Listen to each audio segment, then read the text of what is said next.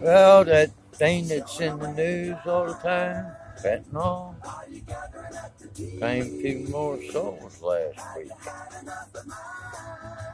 Don't you think it's time for it to end? And at least 24 inmates escaped. Mexican soldiers and state police regained control of the prison, and an investigation is underway. We look over now to Nevada, where an Avengers actor is being treated for serious injuries that happened while he was plowing snow. 51-year-old Jeremy Renner is in critical condition, although the actor's representative said he is stable. No further details on the extent of Renner's injuries were available. The Hawkeye actor has a home in Nevada, and the Washoe County Sheriff's Office said in a news release that Renner was injured in Reno and was flown to a hospital. He was the only person involved, and the sheriff for cover as gunshots rang out at the city's international airport. Here you can see passengers kneeling between seats as the plane still was on the airport's runway. A passenger said flight attendants announced that the plane had been shot at. The U.S. State Department on Thursday advised people not to travel to the state of Sinaloa, which is where the violence took place. Those Americans who were in Sinaloa, we strongly encourage them to monitor local news, to follow emergency instructions provided by local authorities. Ovidio Guzman emerged as a leader in the Sinaloa cartel after his father's arrest in 2016. The Sinaloa cartel is one of the world's foremost narcotics groups. His capture comes ahead of President Biden's visit to Mexico next week. It isn't clear if Ovidio will be extradited to the United States like his father, who is serving a life sentence at one of the most secure U.S. federal prisons.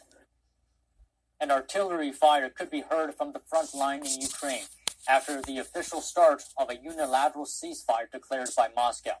Kyiv had rejected the ceasefire as a ploy.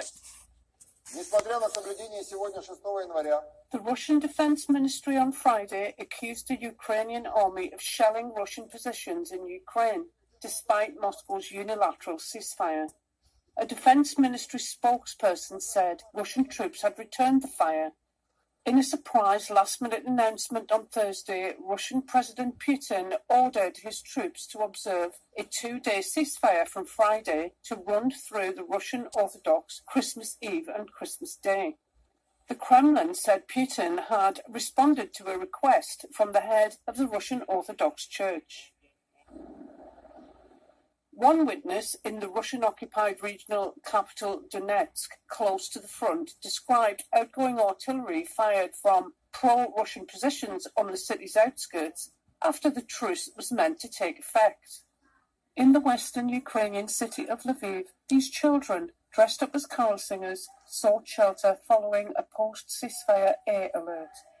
Before the deadline early on Friday, Russian shelling killed one rescue worker and injured 4 others in the southern Ukrainian city of Kherson. That's according to the regional governor. Afghanistan is currently controlled by the Taliban. The agreement is said to become the first major resource extraction deal the Taliban administration has signed with a foreign company since taking power in 2021. A separate Chinese state-owned company is also in talks with the Taliban over the operation of a copper mine. Electric vehicle maker Tesla cutting electric car prices in China. The Friday decrease marks the company's second price cut in the country in less than 3 months. This as the demand weakens in the world's largest auto market. U.S.-based Tesla also cut prices on its best-selling Model Y and Model 3 EVs in Japan, South Korea, and Australia. The reduced price tags were part of an effort to help stoke demand, especially for products coming from Tesla's Shanghai factory. That's according to a person with direct knowledge of the issue.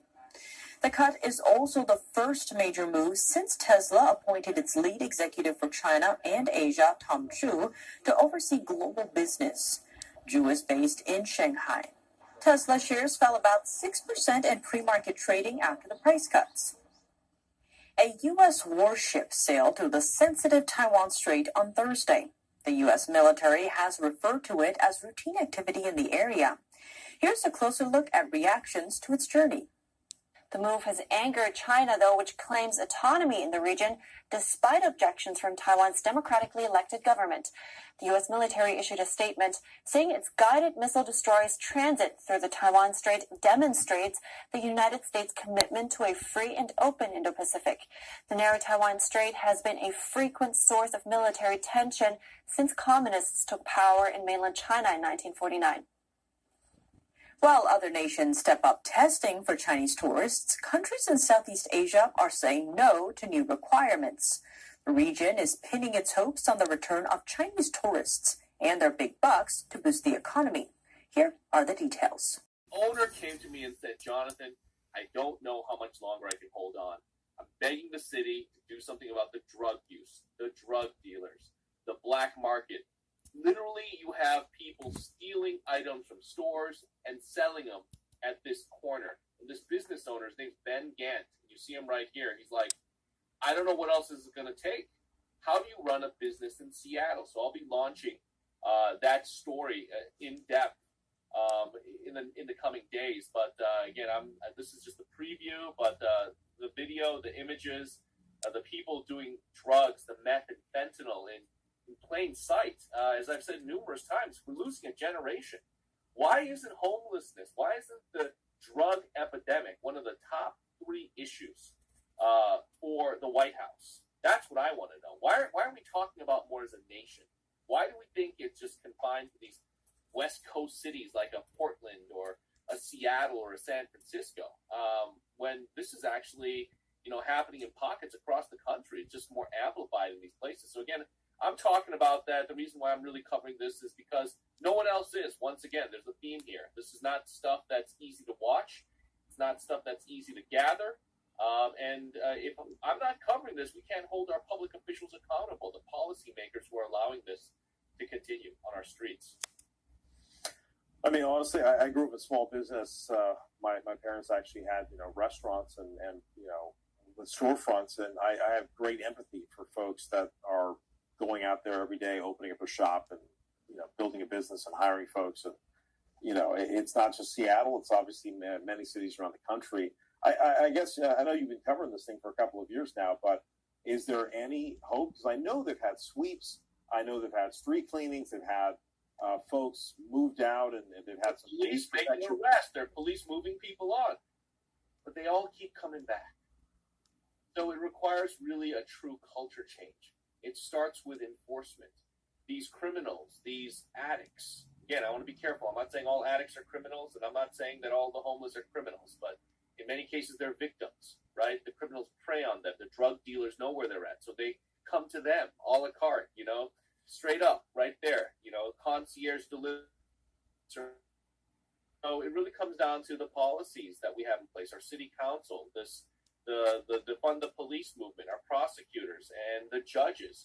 They all have to work in concert, and the message clearly has to be sent that this is no longer going to be tolerated. And I think just over the past few years, COVID didn't help, right? Where it was pretty much a free-for-all, but we're moving on from COVID now, and we've got to really scrutinize and take a look at what's going on in our cities, especially, again, your city, San Francisco, my city, Seattle. I think the problems, you see it on your streets as well. And they're, the similarities, the root cause of the problems are all the same. So there's something there. From re-entering the country for 5 years. Immigration advocates say the White House's approach resembles the hardline approach of the Trump administration. Republicans say the president should be doing more.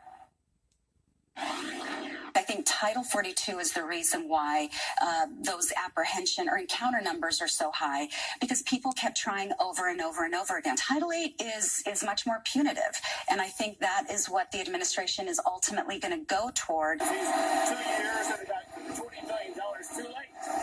He needs to step up and take swift action, including reimbursing the state of Texas for the money that we spent, but providing more resources for the federal government to do its job. Next, the president will head to Mexico City to meet with other North American leaders. Immigration expected to be a major topic. Later in the show, why it could soon cost you more to fill up your gas tank. A look at just how much prices could go up.